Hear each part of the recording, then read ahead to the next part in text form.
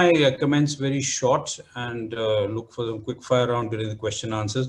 A lot of points have been covered, a lot of issues I agree with Admiral Koda and Dr. Lee, but with Dr. Lee I may have a little difference in opinion, and I think that we can have a friendly chat and agree to disagree perhaps if required. Coming back to what you'd asked me about continental India and maritime India, I think the focus on theatre commands, the maritime theatre command, and what the defense minister said recently in his visit to Karwar is a clear indication that there is equal weightage that requires to be given on the maritime in the maritime domain as well as on the continent if we are to bear weight and defend our territory, one, protect our interests, two, and to ensure that we come out advantageous. So there has to be an equal impetus, and I think that is being done. And only time will tell as to when India is more maritime prowess than it has today, which even today is quite a lot. So it is time, but yes, there is emphasis on the maritime domain. Having said that, let me get back to the issue at hand. And I'd like to give it a little different tinge. Let's forget that Quad means anything. Let's just say it is a term. Let's forget that Quad means four. Let's just say it is by chance that in 2004, when the tsunami hit, we had four nations who came together, who were able to operate together, mainly due to the like-mindedness approach. And the main issue was to combat the threat and the challenge that tsunami had thrown into the region, which today we call the Indo-Pacific. And that's where I would like to remain a little focused. And let's just say the Quad is a grouping.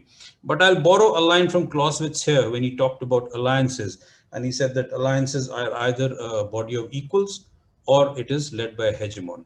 So let's forget for once that US is the strongest nation here. Let's have a look at the other three nations that form part of the Quad, and we will look at them as middle powers, but I'll come back that to a little later.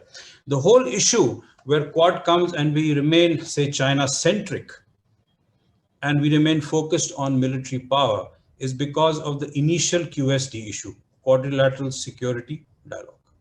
It's time we remove this term security. It's time we stop looking at it as an equivalence of naval power or an equivalence of only exercise by navies. We need to look at it a broader ambit of security, and this is what we call in NMF holistic maritime security. There are more elements to security that the Quad can do. And for that, you need to be inclusive. And if we call the Indo-Pacific a free and open, and what India had added, the Prime Minister added the word inclusive, we need to be more inclusive. If we are to look at the Indo-Pacific, and Dr. Lee mentioned different geostrategies and nations viewing this area differently, and obviously everybody has their own threats, everybody has their own challenges. The Indo-Pacific is too large to be looked under one lens. We need to look at it in sub-regions. And if we are to divide the sub-regions, and let me extend the argument by saying, let's start from the Persian Gulf. Let's look at the eastern coast of Africa, which has different dynamics. Let's look at the broader Indian Ocean region. We may look at it as the Arabian Sea and the Bay of Bengal, because both subsets of the Indian Ocean region have different dynamics. Look at the success in the Bay of Bengal. Look at where the Arabian Sea stands. You cross the Malacca Strait, you're entering South China Sea. Totally different dynamics. There are nations who are Indian Ocean nations, and they are also Southeast Asian nations. See the quandary they lie in. Then we move across to Vietnam, Philippines, we come to, say, Japan. The East Asian or the East China Sea itself has different dynamics. You go north, you got Kuril Islands, Japan has an issue. You come down south, you got Australia surrounded by three oceans. And here is where geostrategy comes into play. Island nations generally are more secure because they have a body of water which separates them from facing immediate threats on the border, which India faces. And I give you the example of England in World War II. Perhaps if it was a continental nation, history would have been different. And I always tell this to my US friends, that if the Canadians had been like the Chinese and the Mexicans like the Pakistanis, your geostrategy, your outlook would have been different.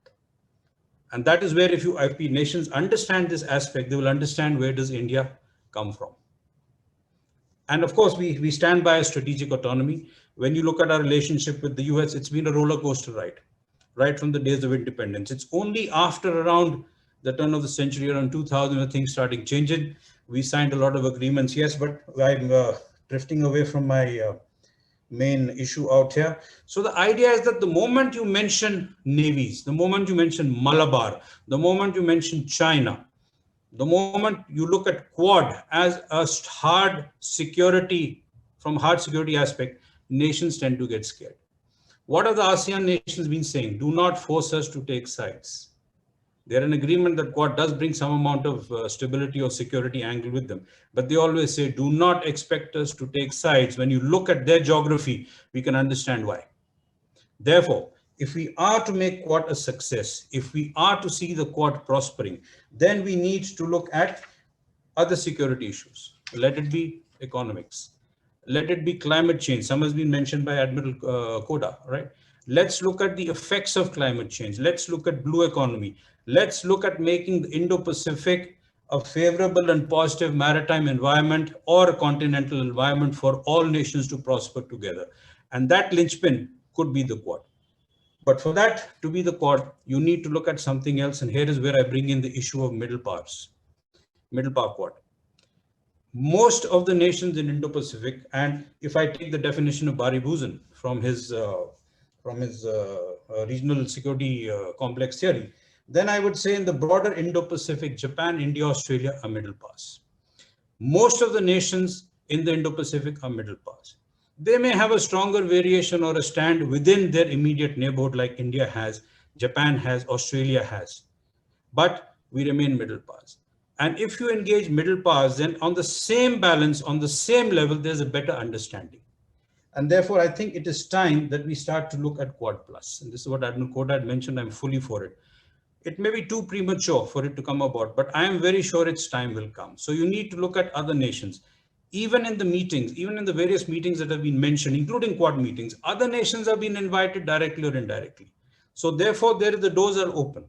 So if the Quad is to prosper, if it is to be an Indo-Pacific entity, then you need to engage more nations, and that's when we need to look at Quad Plus. And why do I say this? Let's just look at the four nations, US, India, Australia, Japan. You see the number of platforms, the number of exercises across the Indo-Pacific they engage in, and they engage in other nations. Similarly, other nations also engage, and I can give you some platforms like IORA, BIMSTEC, East Asia Summit, ASEAN plus plus whatever we had, ADM plus plus whatever we have, WPNS, SCO. You have most of these nations engaging each other or other nations on these platforms, including China. And let me bring China into the debate. So therefore, if these middle powers operate together, and then of course, US is said to be there, and we start looking at each other and we start engaging, there will be an understanding of interoperability and understanding of each other's threats and challenges, the ability to push the aspects on a common ambit. And this is where capabilities and capacities come in, is that if we recognize the capacity of a particular nation and the capability of another nation, we can optimize the output into the security fields, which I mentioned, apart from hard military.